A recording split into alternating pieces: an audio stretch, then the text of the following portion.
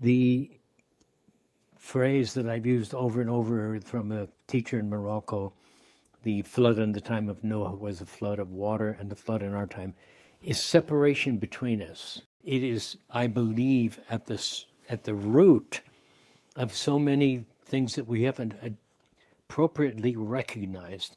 One of the people that said many years ago, one of the therapists, mainstream therapists, who said something like, the opposite of addiction is connection. To understand that dynamic and understand that the people who seek, are addicted to very particular things, what they're seeking, and this is back to Rumi and these kind of scholars who have articulated the fact that what we're seeking is not in this material world, or it's not in the superficial world, as much as it is in this much deeper way that we're seeking. But I will say that one of the things that we seek is connection, companionship, to love and to be loved back. And when that is wanting in any degree, or if we've grown up without that for so long, then we may have all sorts of addictions. As far as addictions, I just would like to say that my definition of addiction is when we're driven by something unconscious or within us, and it's going to be in our body, and the patterns in our body, and the memories and the patterns that were established through all of those years of our youth and so forth, of what we didn't have and we're seeking in, addictions, without being, the definition I have of addictions is when we're driven by these things, in spite of the fact that these things may be the very things that we offend our principles. How many times in the past, nowadays it's not so common, people used to be smoking and they say, I hate this, I hate this habit, but it's hard to leave. And it is hard to leave these patterns and change these patterns. It takes some very deep revelation, deep openings, sometimes it's disaster and tragedy, unfortunately, but this is one of the ways in which Allah heals us, is that we get shaken to the core, or very deeply in a way. I remember just down the road, one of my mechanics who was an alcoholic, good mechanic, but an alcoholic, he came to me one day and said, I've quit drinking. And I said, oh, really? And he said, yeah. He said, I had a weekend in which I really felt I was going to die. And that thing of feeling you're going to die, that for him, it was deep enough. And to this day, it's been a couple of years now, at least, where he's been able to leave that.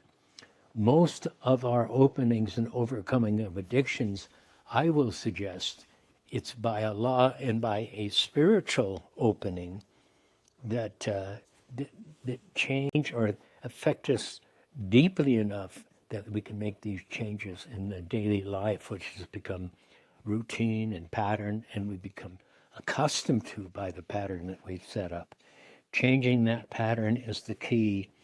And one of the things that came from one of my teachers as well is he said that there is no opening that's genuine without there being fruit from that opening, without there being a product or something that comes from it. So I will say this, that any opening you have and any connection you have with someone in which you're moved, I would pay attention to that and ask Allah to sustain that in a way. And meaning sustain it means that we protect that particular opening, and honor that particular event that happened in which we became closer. We had an opening with another human being, whether it's a sheikh and teacher or just a friend or a neighbor, whatever. To sustain it is first of all to honor it by recognizing that it was an opening and that it changed us. We saw something and recognized something deeply that we want to now act upon. And the acting upon that is something that's kind of given over by Allah to us to take the responsibility for, to notice when something that is the old pattern or that is not in harmony with that opening, we've come to pay attention to that. And if it seems like we're asking ourselves to do something that's difficult, do it anyway. In other words, that sign that something is difficult, or that situation where we feel that, we can use that as a key and as a message. Okay, I don't feel like doing this, but I need to do it. And so that's one of the things we sustain it. And then just by reflection, beginning to see what are all of the things that are necessary to change some of the pattern that we would like to change. And a lot of that will not be forcing ourselves to do a new pattern, but kind of setting up things in our lifestyle and setting up and arranging things so it's more amenable to this different change that we would like to see take place.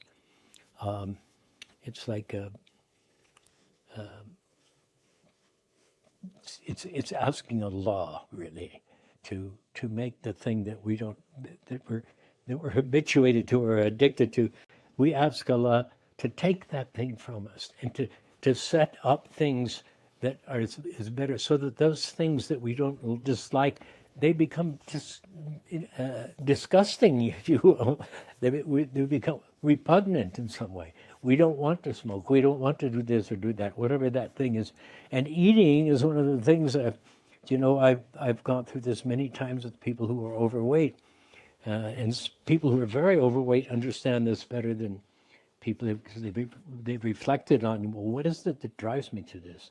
I mean, we're trying to satisfy something by eating that's infantile and from our childhood probably, but whenever we eat, let me say this: whenever we eat one bite of anything that's more than we actually need, it's not only not going to be effective, it's going to be abusive. So it's going to be a self-abuse.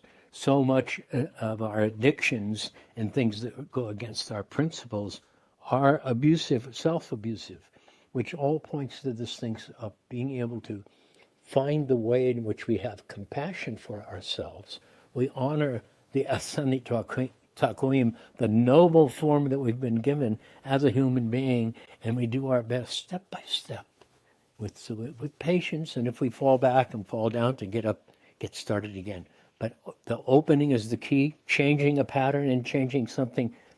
Even one thing, one of the teachers, one of the people I've looked to for learning this stuff is, he said, change just one thing in your life, but change that one thing and use it as a model, or as a meaningful thing that means I can change many things. But then to begin to stay with gently, piece by piece, and when we fall back, recognizing that sometimes falling back is by Allah to remind us that, yes, I want to move out of this into something different. Someone once said to me, to go to a new place, you have to go to a new place. So these are all sort of methods. Now, there are things that can open us and change things and have triggers for a different change of direction. If we change the direction a tiny bit, just this much, we'll end up at a completely different destination. So things like homeopathic medicine, sometimes meeting with someone, a teacher, a spiritual teacher, or a retreat or something. These can be openings that can shift us a little, but we want to sustain this, and that's up to us and the responsibility that we hold to find the methods and the tools to remind ourselves that, yes, okay, this is a new course I'm going to be on. And when I'm worried about something, or fear something, or I feel anxious about something, remember that may be the sign that that's the reason we need to go ahead and do it.